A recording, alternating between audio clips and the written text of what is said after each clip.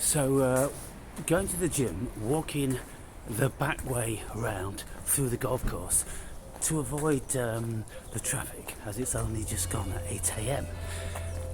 And so I've got lots of things that are built up within my consciousness. You know, it's kind of like my mind needs purging every day. It needs purging lots of times a day. So if it doesn't get purged, then there becomes a build-up of stuff. When we listen to Elon Musk, people always want to know what's it like to be Elon Musk. And he says, you don't want to know. My mind is a storm. Now, if you are on the autism spectrum, if you have ADHD, then your mind is pretty scatterbrained, and it is going to be a storm.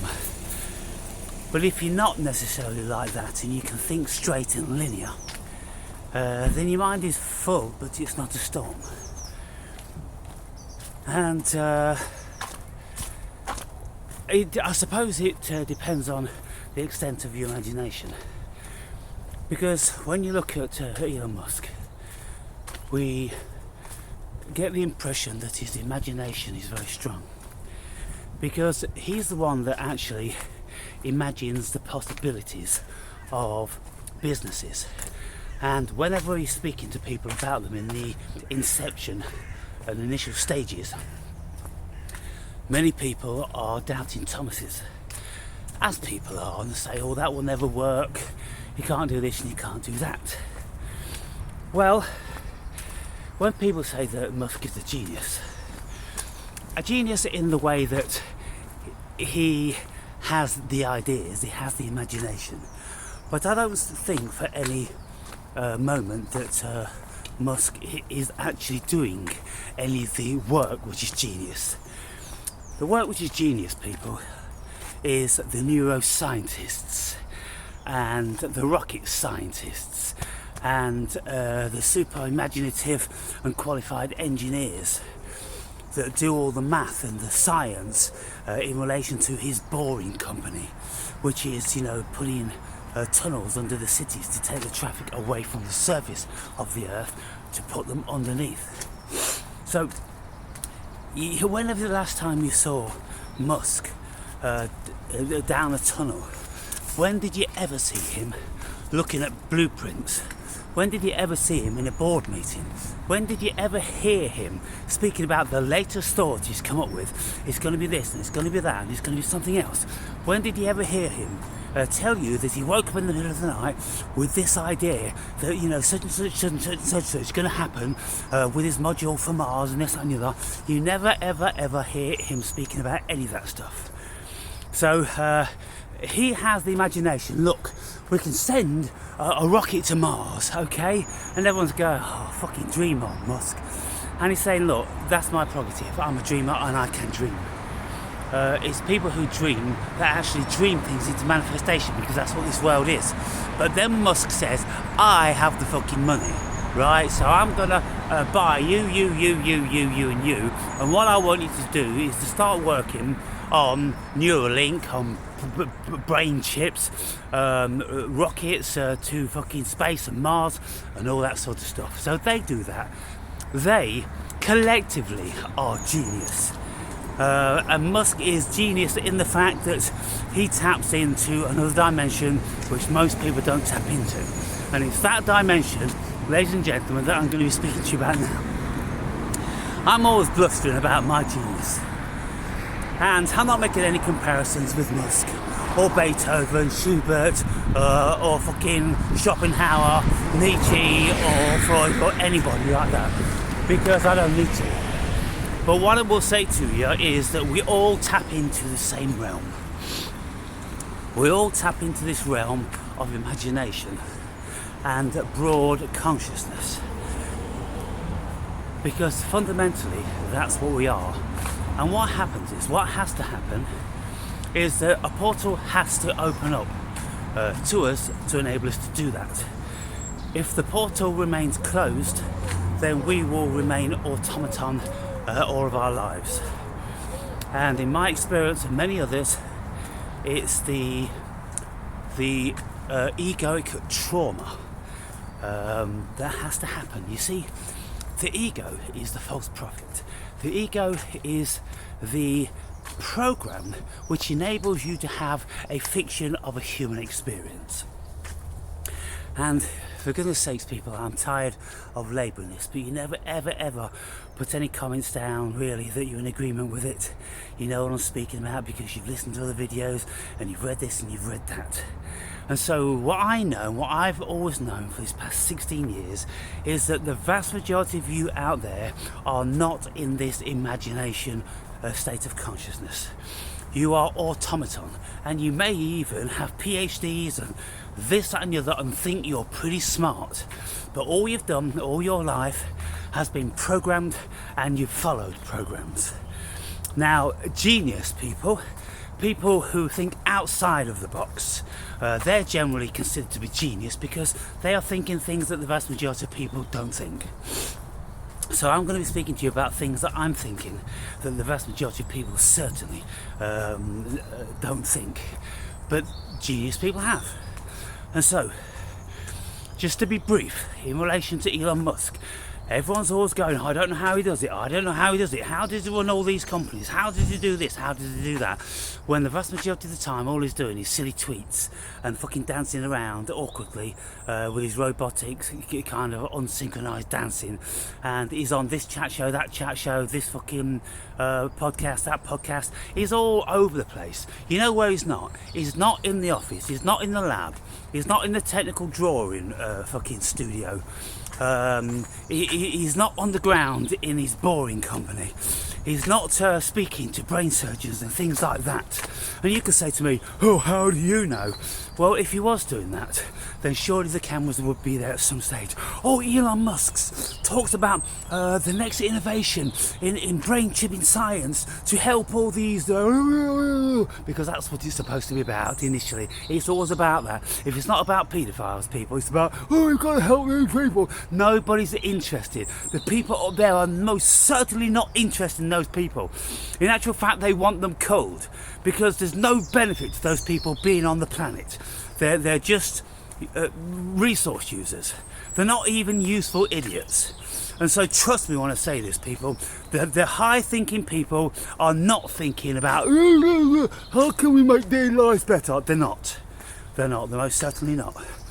They're thinking how can we guide, control and manipulate human society. That's what they're thinking about, and that's what all their money and effort goes into. And so we can see this, and we've seen it forever and ever and ever with so-called philanthropists like Bill Gates. I think everyone's got the message of Bill Gates these days, don't you? His family have a history of eugenics. He's the eugenicist, and he wants to transform the human race, along with people like Elon Musk. And so those people, they're not doing anybody any favours. They've got an idea in their mind's eye that they think is cool, and they're no different to people that write these fantastic comic books about Batman and Robin, Superman and Iron Man and all those sort of things. They do it in their own way. Musk is like, okay, well, I'm going to send people to Mars. And, you know, if you listen to complete and utter pricks like Piers Morgan, who's as daft as a fucking brush, but he thinks he's smart. Elon Musk is a genius. I've spoken to him and I'm fascinated, he was always saying, about Musk's brain. Well, you're fascinated because you're automaton and you've never had a thought outside of your fucking automated fucking way of thinking in your life. That's why you think it's fascinating, and that's why you project genius onto people. Anyone that's just, you know, is Lewis Carroll fucking genius? Is Arthur Conan Doyle genius? You know, all these people that just write stuff which is new and pioneering at the time for lots of people. They're all in this realm of genius, aren't they? In the imagination, people. That's what they're all doing. That's what they're all about. And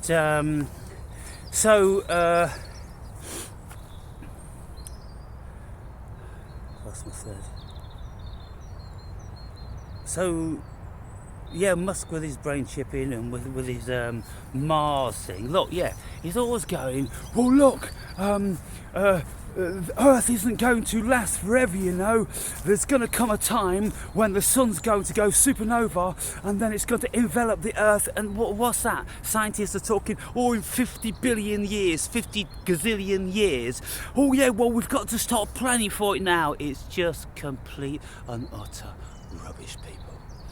It's just a rich kid with a silly fucking fantasy of an idea. Maybe next he'll be designing fucking Superman suits which defy gravity and he can fly around, you know, being the fucking hero. Because that's what he's trying to do. Who the fuck really, seriously, should be interested in sending a fucking space module to Mars? How long? It's supposed to take 8 months to get there. Look at all the catastrophes that have happened just trying to get to the moon. And look at the very limited space exploration that we've got in relation to the moon.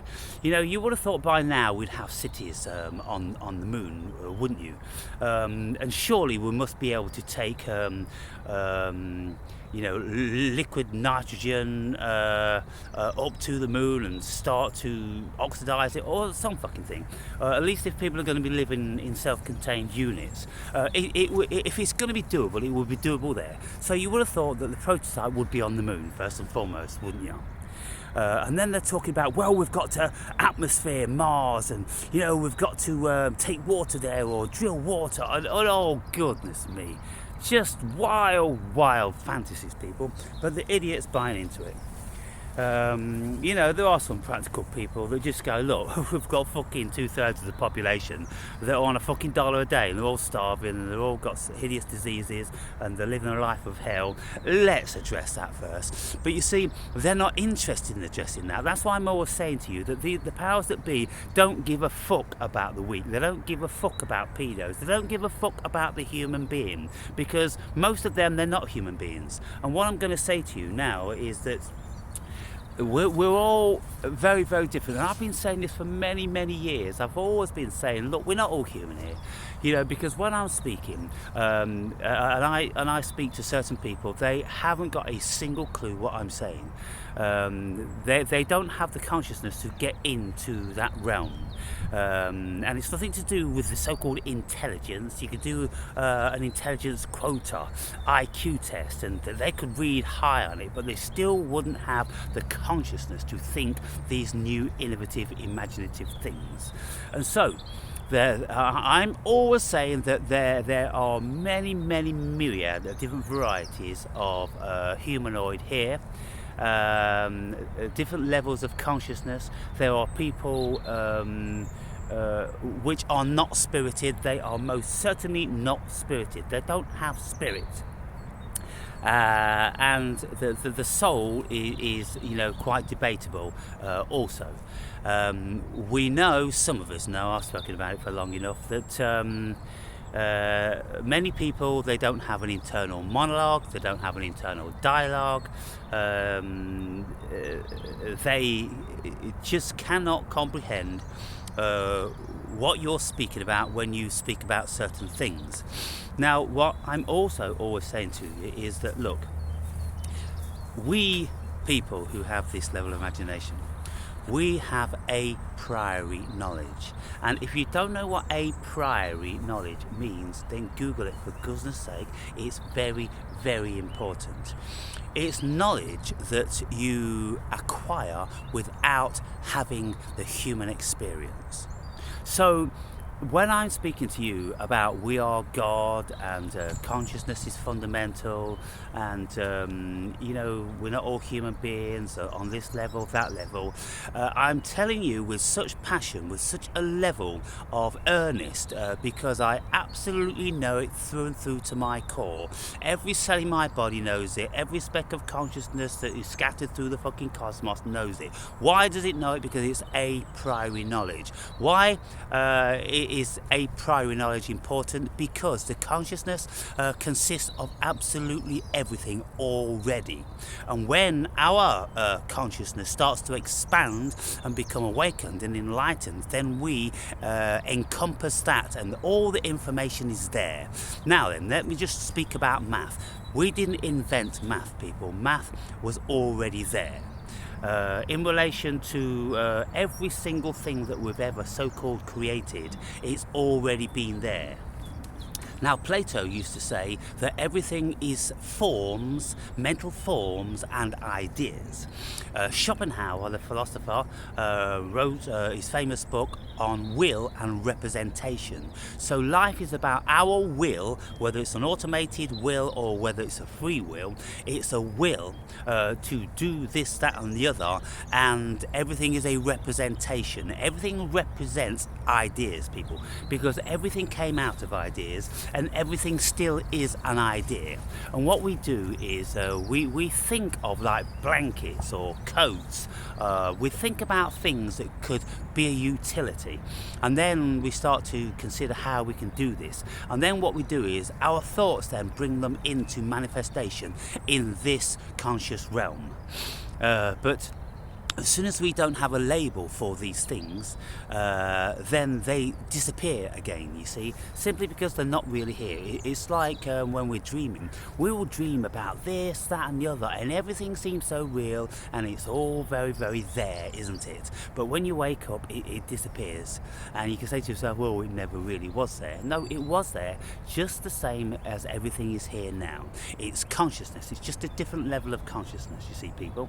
When we're in a dream, our egoic mind mostly is turned off, so we don't act as doubting Thomases. We don't go through our dreams like, oh, that's rubbish, oh, this is rubbish, oh, I couldn't do that normally, this is a dream, that's a dream, this is a dream. Because if you do that, then you'd be lucid in your dreams, and if you're lucid in your dreams, it's tiring. Your mind doesn't get a rest, your consciousness doesn't get a rest. You see, our brains need the rest. They need just to play and just to drift and stop taking this fantasy serious and stop projecting onto it that it's real. We go into the dream world and anything is possible.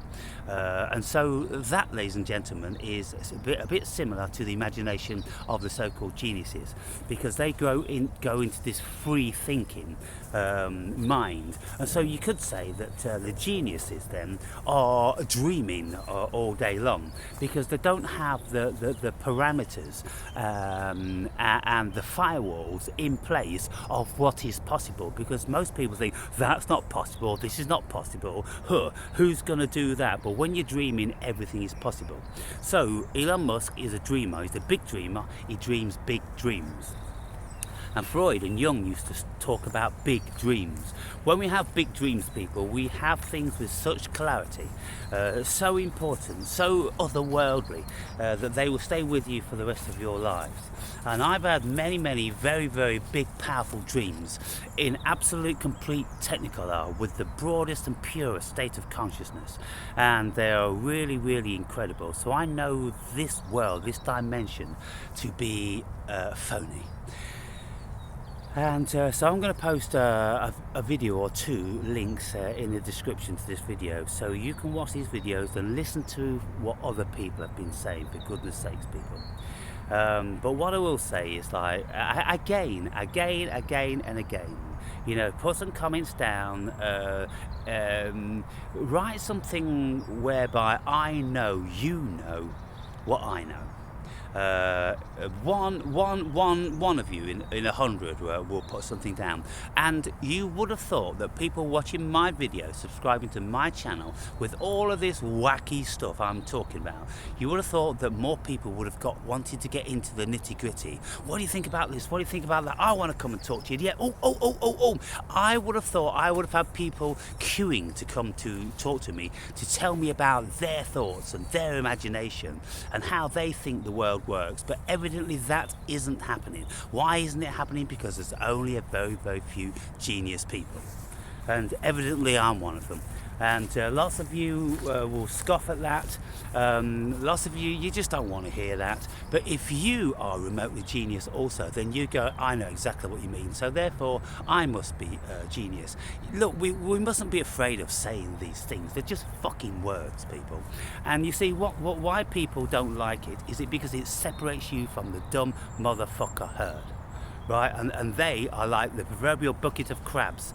If you try to get outside of the bucket, those motherfuckers will always be pulling you back down. I will never let those cocksuckers pull me back down. I'm so out, I'm so far flung. I escaped those motherfuckers years and years ago.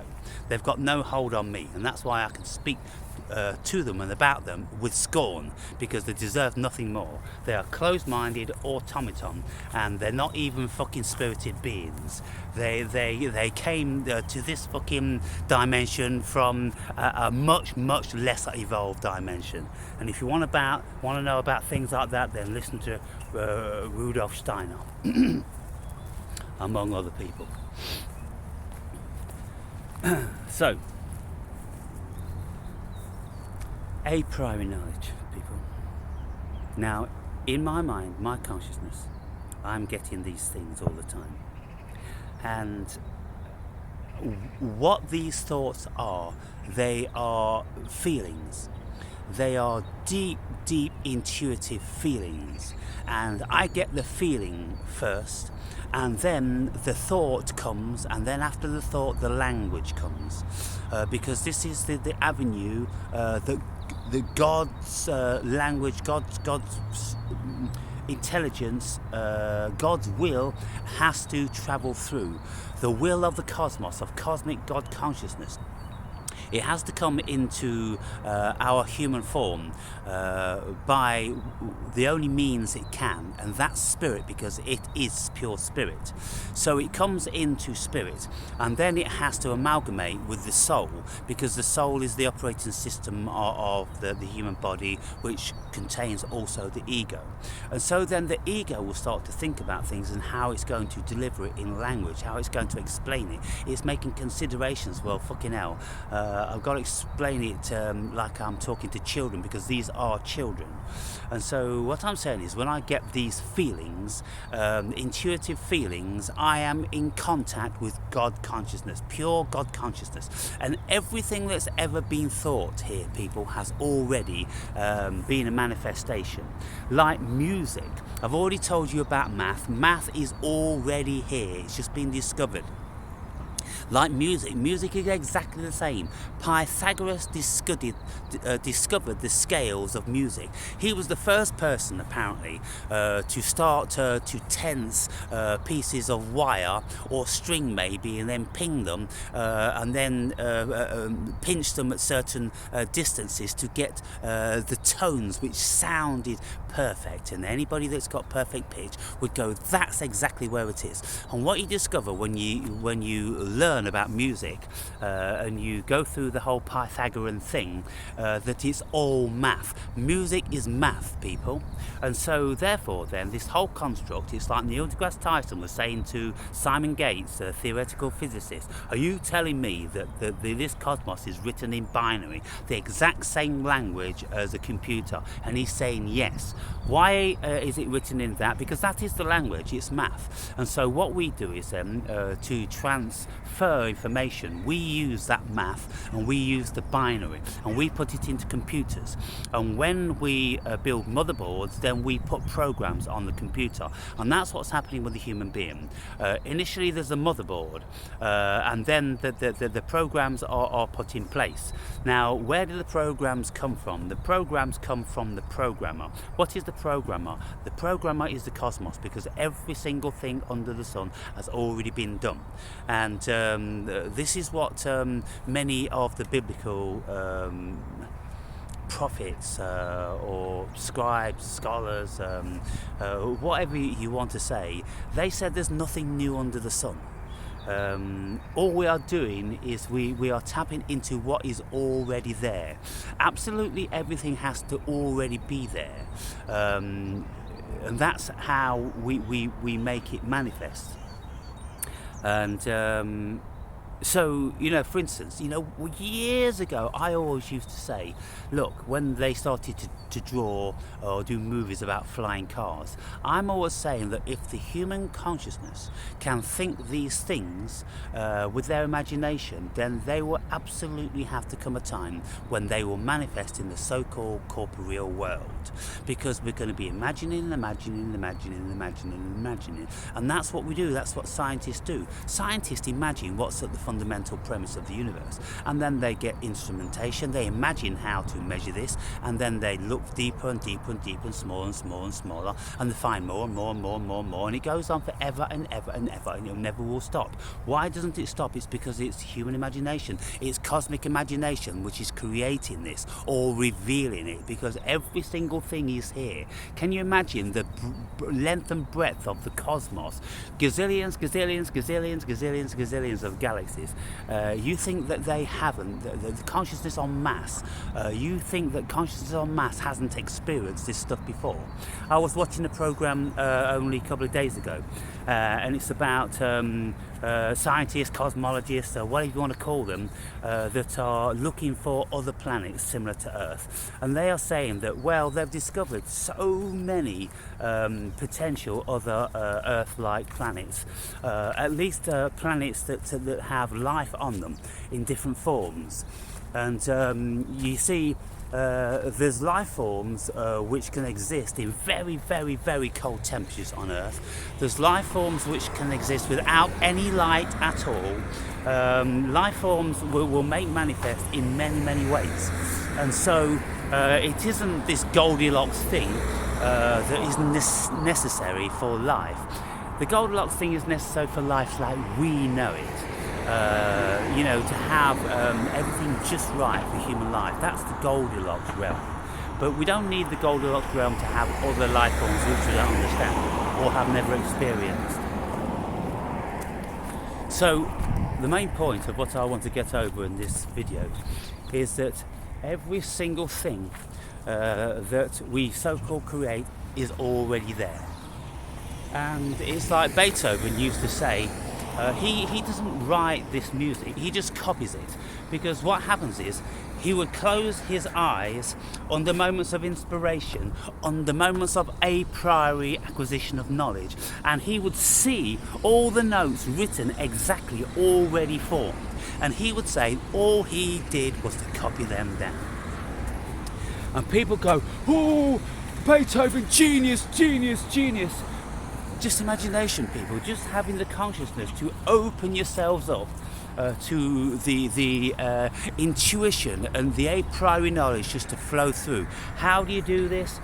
Well, some people are gifted or cursed with it initially, but you can vastly improve the potential of this happening via meditation, because when you kill the egoic program which tells you that's the tree, that's grass, that's the sun, that's the sky, when you stop that stupid motherfucker inventing all this shit, then your mind is open to your true potential. And if you take entheogens, psychedelics, then they will put your brain into a different state of consciousness, and then you'll make so many massive realizations. And by the time you've done that, a couple of hundred times, and this, that, and the other, you look at this world in a very, very, very different way. So,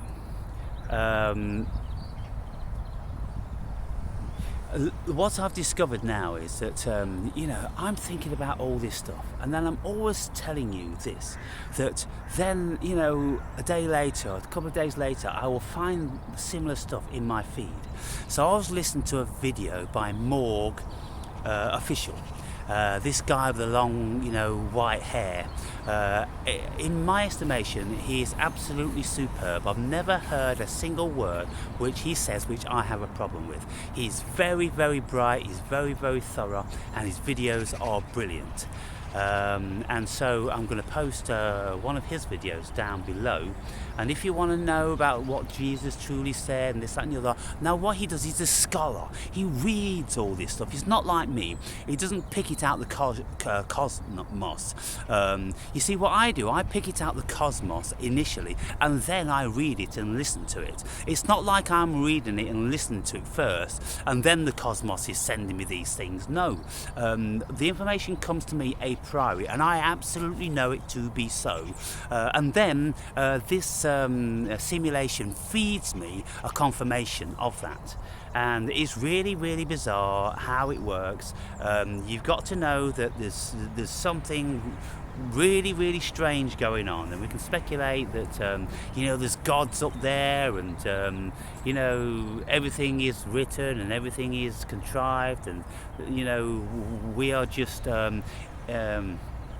thinking that we are really here, we're doing things for the first time, but everything is a program. Every single thing is a program. And then we get into the simulation, people, because if it's a simulation, which like people like Nick Bostrom will tell you, well, logically it has to be a simulation, because if the human being, the human consciousness had the ability to create a simulation, then the chances are we are actually in one without realizing it. Only some of us do realize it, because what we do is we look at the anomalies and we look at, oh my God, look at this, look at that, look at something else. It has to be a simulation, people. I'm convinced that in 100 years time, 1,000 years time, whatever, the so-called human being will have absolute, categoric, definitive proof that we are a simulation. We already know that there's no physical matter here. We already know that we are just pure spirit and everything else is via imagination. We're already starting to crack this nut, people. But what highly intelligent and awoken and enlightened people say when they make their videos, they go, well, look, the vast majority of people out there, they're not like us. If you're understanding this video, then you are one of us. If you're not understanding this video, then the chances are you're an NPC. You may have just started on your awakening journey, and you may have a lot to learn, and there may be scope and potential for you, so don't get deflated. But the chances are, due to the numbers, 98% of you are automaton. You will never wake up, you will never be enlightened. You watch my videos and videos like this because you find it fascinating or interesting, like that idiot Piers Morgan. Oh, absolutely fascinating. Oh, it's absolutely brilliant. Look, just follow the thread, Morgan, you stupid cunt. But the point is, he can't follow the thread because it's outside his parameter of consciousness. This was the guy which was vouchsafing the whole COVID thing, and he's the one that absolutely condemns Tommy Robinson. He is a complete and utter small-minded prick. And people like that, well, you could say they're dangerous, but he's an automaton, and he feeds automaton.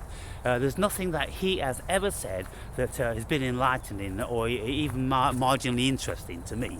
He's the sort of cunt that just tries to tear inspirational, imaginative people to pieces. Unless, of course, they're powerful, like Elon Musk, and he likes to tell everybody, I met Elon Musk. Oh, we spent a whole hour together, and we had a fascinating talk. Oh, he's like some teenager that met somebody in a band that's not even fucking famous. Oh, yeah, I know him. Oh, yeah, oh, we talked. Oh, yes, oh, yeah. We've got this thing going together. You got nothing. You just fucking talk to him like anybody would fucking talk to him, for half an hour. And but yeah, he's saying it in almost every one of his videos. Oh, he's a name dropper. Piers Morgan, what a prick. He's a fucking name dropper. And what you'll find with people like Piers Morgan, Tucker Carlson, they really are very, very limited in their intellect. And they have to be limited in their intellect because what they say is for the masses, and that's why they've risen to meteoric stardom, is because the masses are behind them, the masses promote them, the masses feed them. Anybody that's super intelligent, nobody's fucking listening to because they don't know what the fuck you're talking about, people. That's the super intelligence. And so super intelligent people look like, many gurus and many philosophers. Nobody ever bought their books. You mentioned Schopenhauer or Parmenides or Empedocles, or you mention any of these, and people, who? There's only a very, very, very small select portion of society which can get their heads around those thinking brains. And so anything on the media for the masses is the program. It's stupid, it's fiction, it's just ridiculous from beginning to the end.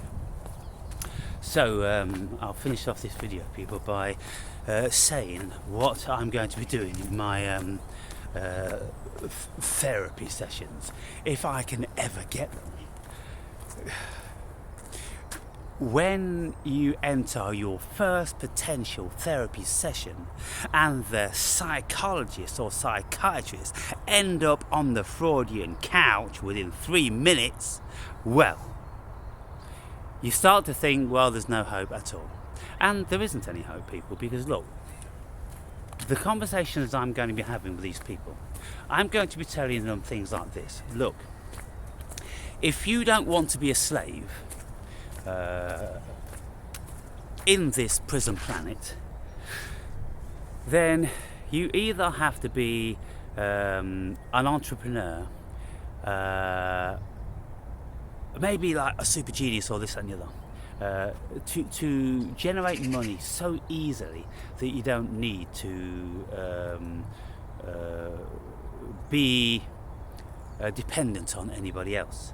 So all my life I was one of these people. I was always having an imagination about this, that and the other, and I created lots of businesses, and as much as I wanted to be, I was successful. And then when I found it to bind, I just closed it all down, and I became what I am now, this awakened, enlightened shard of cosmic consciousness. And I don't want to get involved in that anymore. But if I want to tap into the global resources, this fiction of money, then I have to follow a certain format.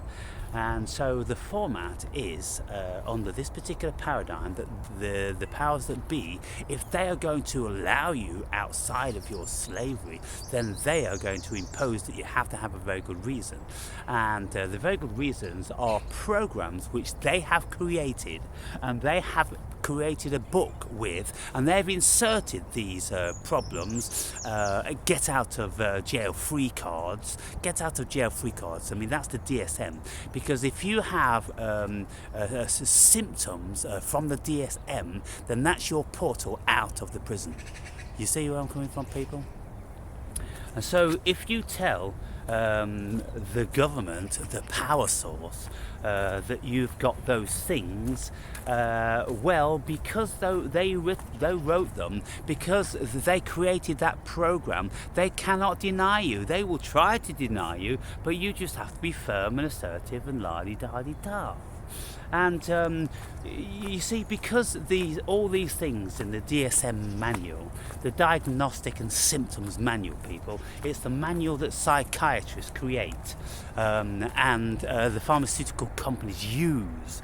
The pharmaceutical companies pay psychiatrists to come up with new ideas for human ailments, and then when the psychiatrists have come up with a new idea, then the pharmaceutical companies come up with a pill or a potion for it. And so it's their creation, they are creating it because it's a money go round.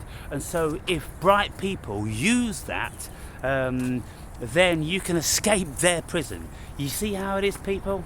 You get them to shoot themselves in the foot. but most people are not bright enough to escape it. They only get embroiled in it. And when you are suffering from one of the human conditions, and I wouldn't even say it's kind of like suffering, we're just all so varied. You know, whether ADHD, OCD, or, you know, any of these fucking labels actually exist at all, autism and, you know, paranoid schizophrenia, you know, there's a label, and people sometimes loosely will fit into a certain category.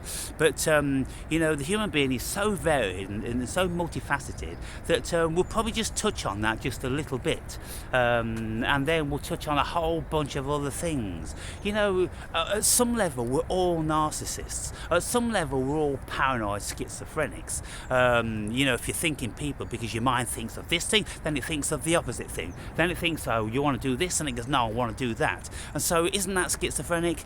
That's an active mind. It is giving you the options of things. You see, an automaton, a person that doesn't have their own thoughts, people, they don't have these things, and so therefore, they're the sort of people that don't need the medication, or don't need to go to consult the doctors. Oh, doctor, I have a problem. 1 second I want to go to the gym, and then the next second I don't want to go to the gym. And then 2 seconds later, I want to go to the gym again. And I'm going out the door, I'm coming back in the door, I'm putting my coat on, I'm taking my coat off. Doctor, please help me. And they go, well, you're schizoid. You've got two personalities inside, and they're both fighting very profoundly with one another. Well, I've said to you that there's many personalities within me, and there's many personalities within very, very conscious, long, old souls. And so it's an exceedingly complex thing. But you see, if you want to beat the powers that be their game, then you have to play to a certain degree by their rules. And so that's what I'm doing. I'm playing by their rules. And ultimately what I'm going to be saying is this, people. I'm going to be saying that, look, you have rules for the program of this dimension, which is premised in the ego. Well, my ego had imploded, and when my ego imploded, I realized that I was actually I was a spirit, I was pure cosmic consciousness, and the ego was just a program which has been created by society to control us, to manipulate us, to increase the fiction that this is a reality and this, that and the other. Now I don't believe in the reality. So what pills and potions do you want to prescribe to me for that condition? What label do you want to give me? Because I don't believe in you or this society or this world as it is. And if you think I'm crazy, then you should read some Buddhism. You should read many spiritual and philosophical scriptures, because I'm not the only person that's discovered that what you are is automaton. You are false. You're all programs. Who's going to want to listen to someone that's telling them they are programs?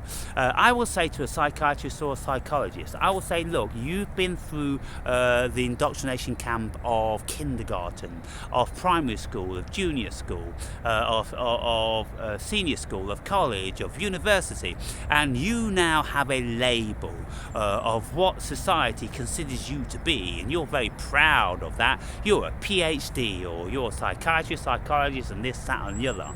And then you sit before the people, I'm this and I'm that, and you're not, so therefore you should listen to me. Well, what I'm going to be saying is, no, you have it all wrong.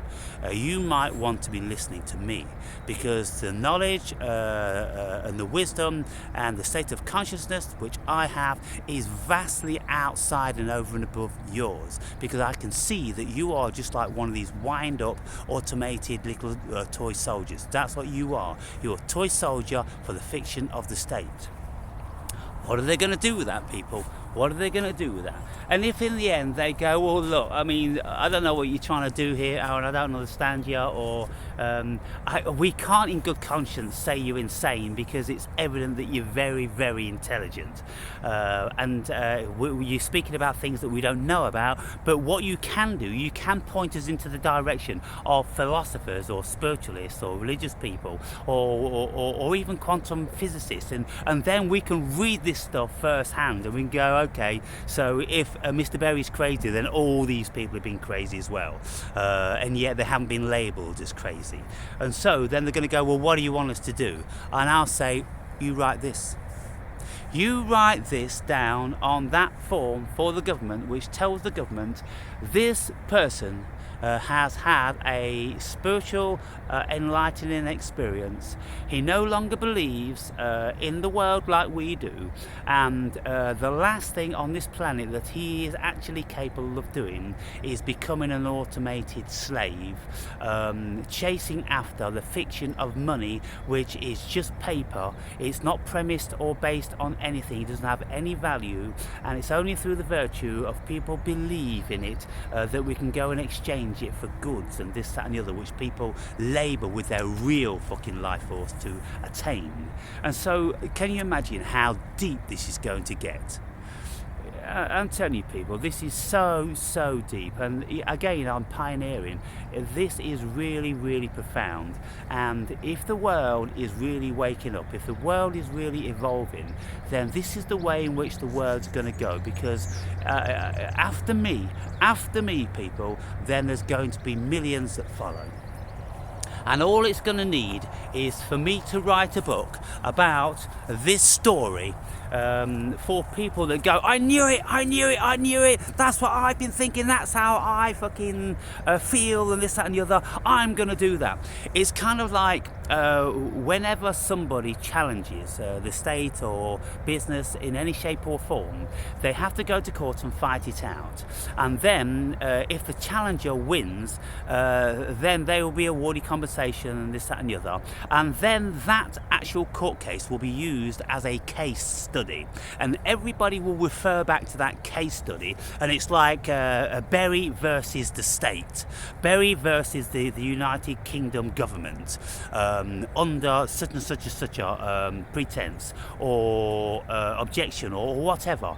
And so when anybody wants to contest that they are not slaves and they shouldn't be forced into slavery, they shouldn't be press ganged into slavery, because they are sovereign souls and spiritual entities. They are not automated drones governed by their programs, which is the ego. They are not that. They are something else. So therefore we have to have a law and a rule implemented for these people. So if the world is kind of like liberal, if the world is intelligent, and if it isn't run by evil archons that just want to enslave everybody and extract their energy, if they do want to apply themselves to reason, then I'm going to be the one that's pioneering this, people. What do you think about that? What the fuck do you think about that? Huh? I'm only just starting here, people. I'm only just starting. This thing is absolutely massive.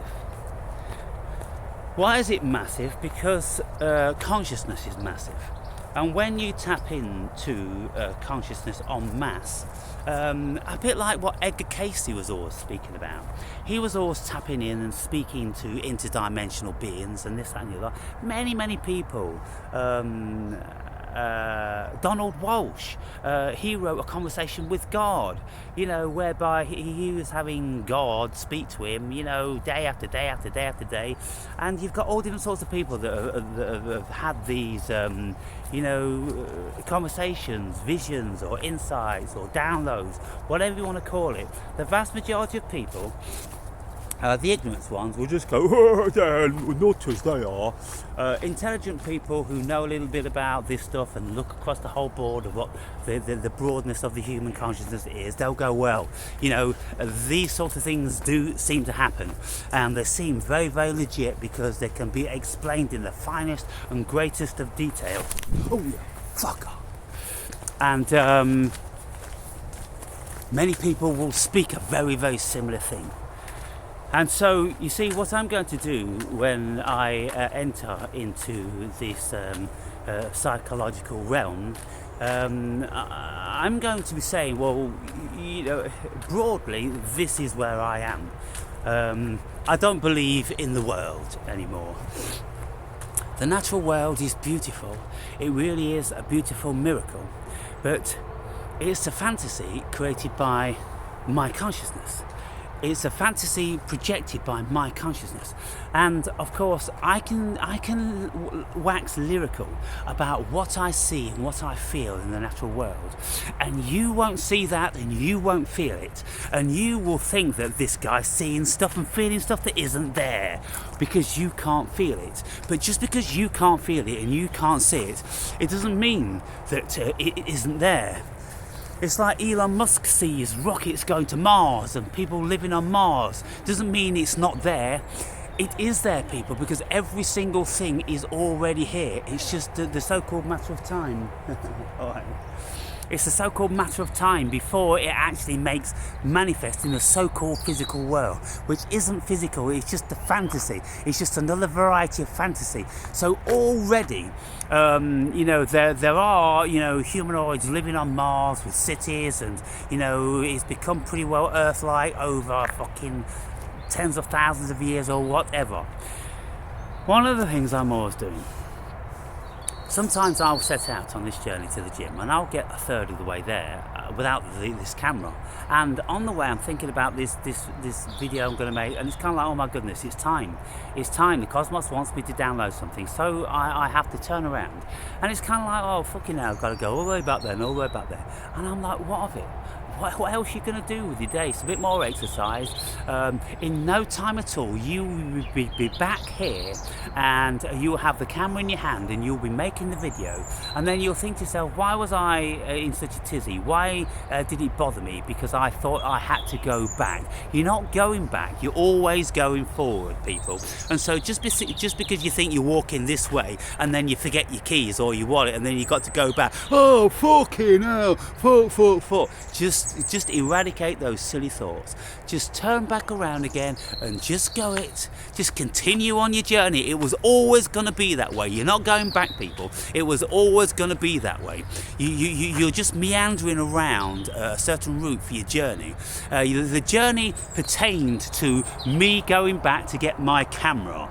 And so it absolutely had to happen that I have the camera. And, then I had the camera, and then all of a sudden it's kind of like, well, did that ever happen?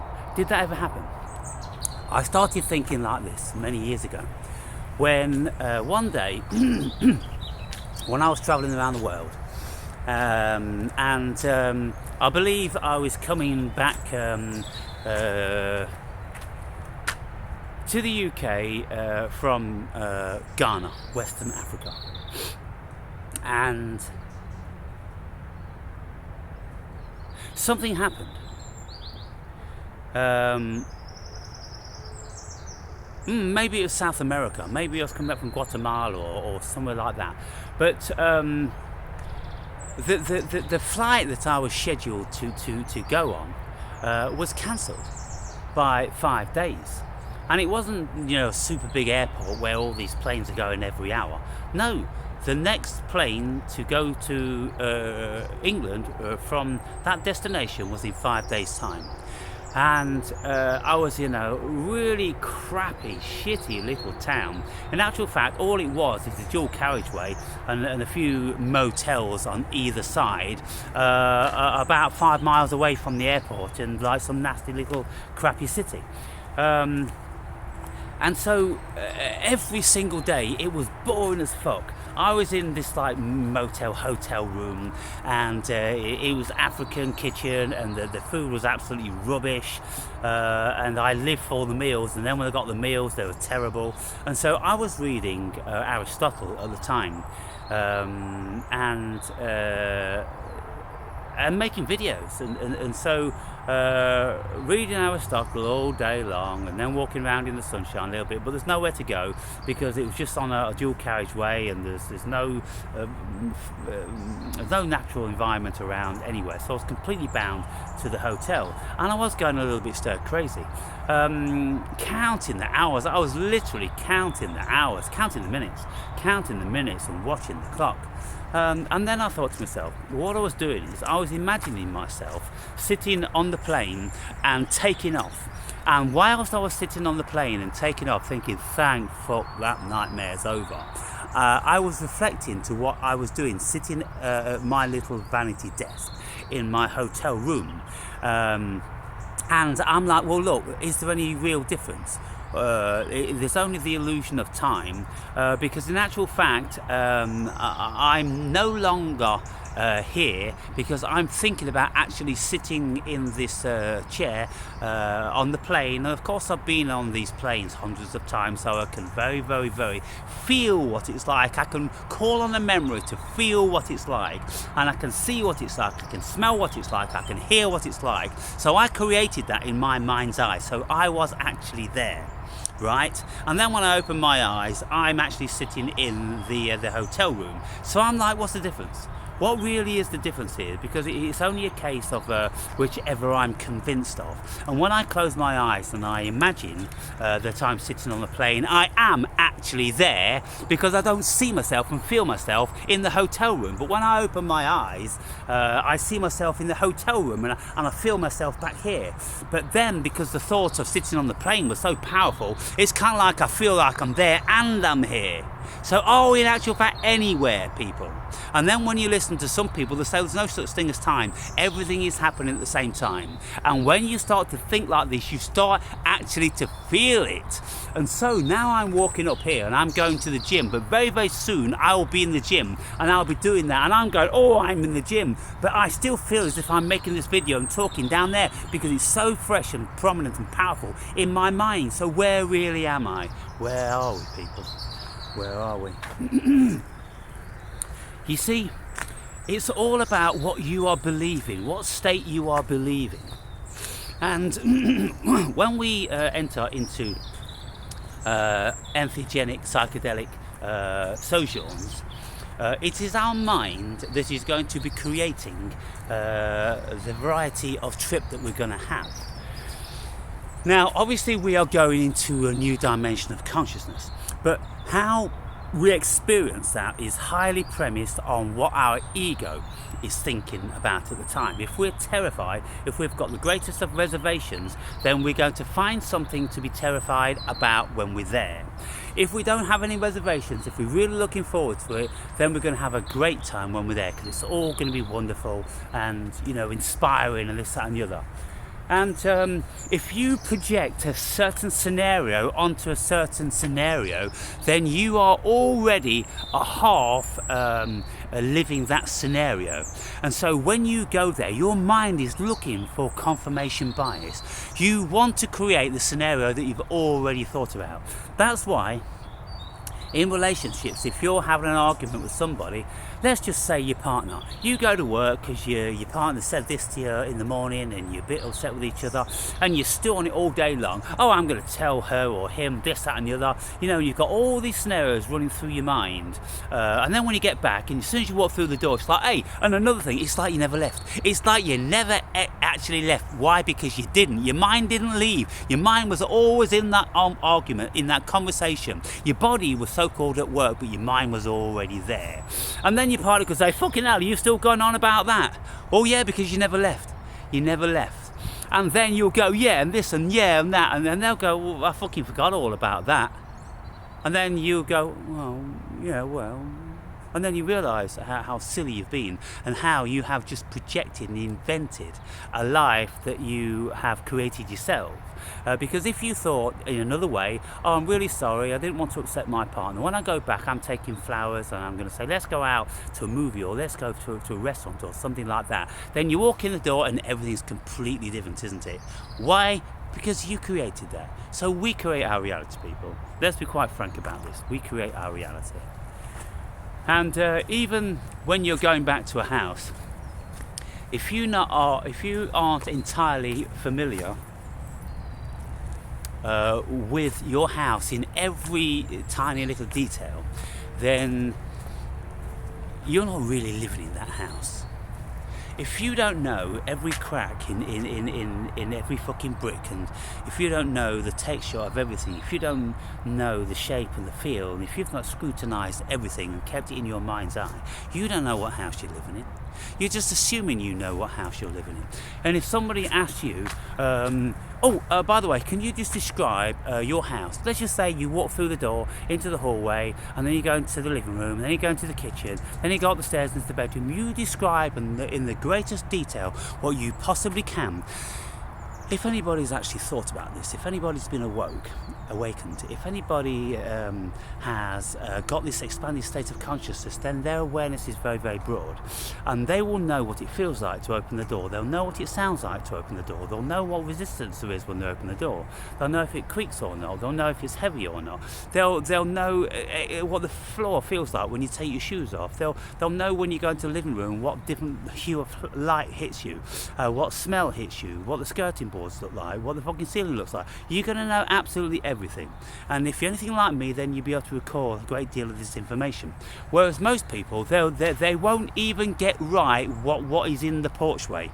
They won't be able to tell you anything about the sound or the feel of the door. They won't even be able to tell you how many glass panels is in the door. I'm telling you now, people can live in a house for 20 fucking years and they wouldn't even know how many glass panels is in their door. They'll go, is it 2? No, actually it's 4.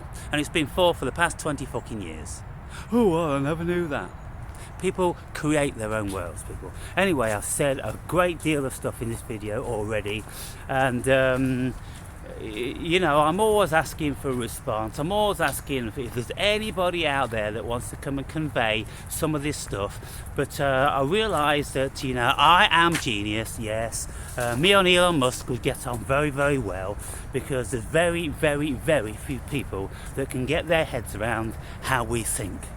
And it's not like we are fucking insane. We're just very, very conscious. And that's the thing, people. So, I guess the vast majority of them now are intimidated, resentful. Some of you are kind of inspired and intrigued and wish you could, you know, be within this realm of consciousness and this, that and the other.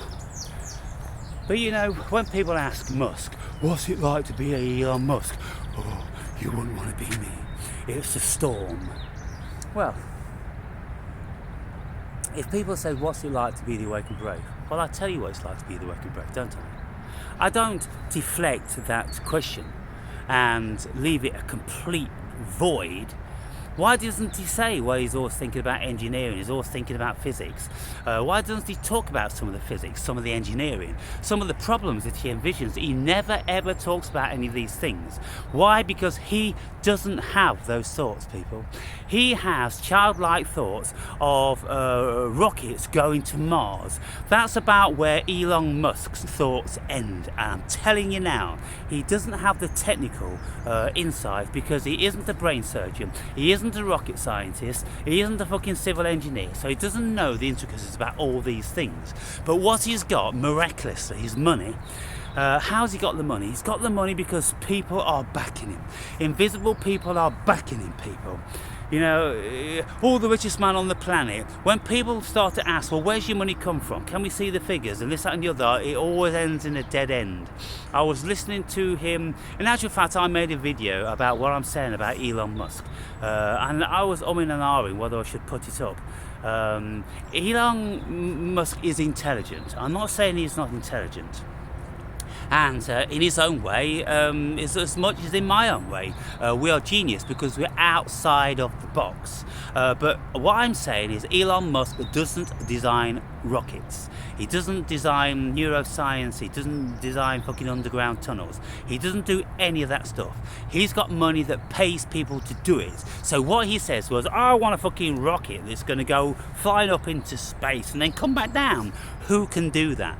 Well, if you've got the money, we'll find the fucking people. That's what happens, people. So if that's genius because he makes it happen, then that's genius. But it isn't genius for how people think it's genius. That Elon Musk is designing the fucking rocket. He's not, people. He's not. So anyway, I'll end that here because I've just fucking been talking too long, people. And there's too much information, isn't there?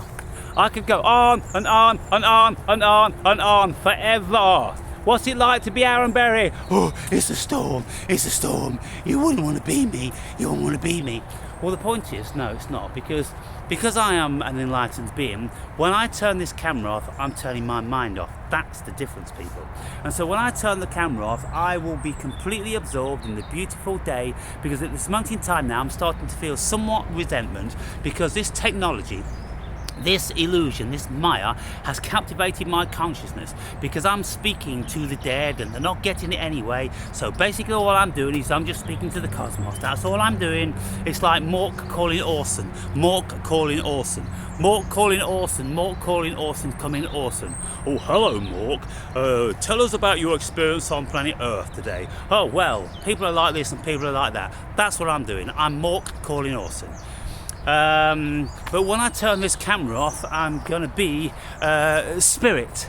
I'm going to be soul. I'm going to be completely immersed in the beautiful sun god with the birds singing and the light flickering through everything and all the new life which is springing up around me. I'm going to be completely immersed in that with an empty and pure mind. That's the difference.